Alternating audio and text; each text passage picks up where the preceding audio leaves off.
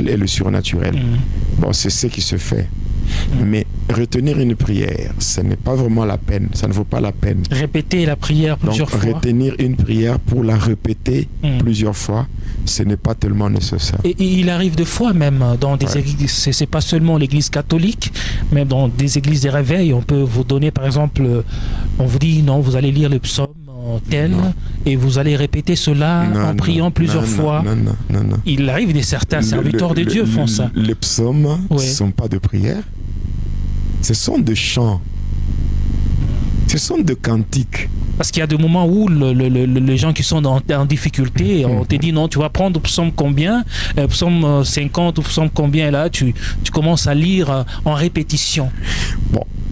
Moi, j'ai parlé de la personne qui doit faire de son cœur un dépôt de la parole de Dieu. Selon le psaume 119, le verset 11. Oui, je serre ta parole dans mon cœur afin de ne pas pécher contre toi.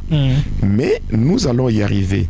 Lorsque nous allons parler sur l'occultisme dans l'Église, vous allez comprendre pourquoi certaines personnes qui se disent pasteurs demandent aux enfants de Dieu de passer par des psaumes, la récitation des psaumes.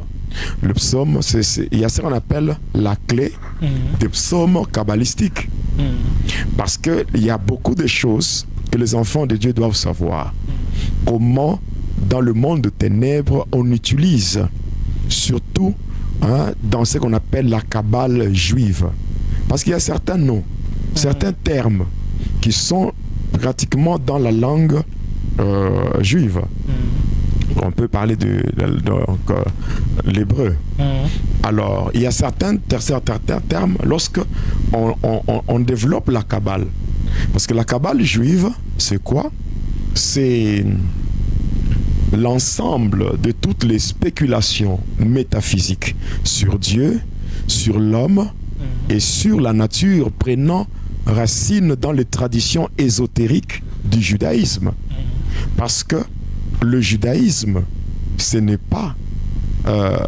le judaïsme en tant que religion n'a rien à voir avec le chrétien. Il y a certains éléments qui sont dans le judaïsme qui, c'est par rapport à l'histoire de la Bible, oui. Mais le principe juif ne sont pas nécessairement le principe chrétien. Voilà pour dire tout ce qui est biblique n'est pas chrétien. Donc tout ce qui est biblique n'est pas chrétien. Là c'est une autre affirmation. Ouais, tout ce qui n'est pas biblique. Donc tout ce qui est biblique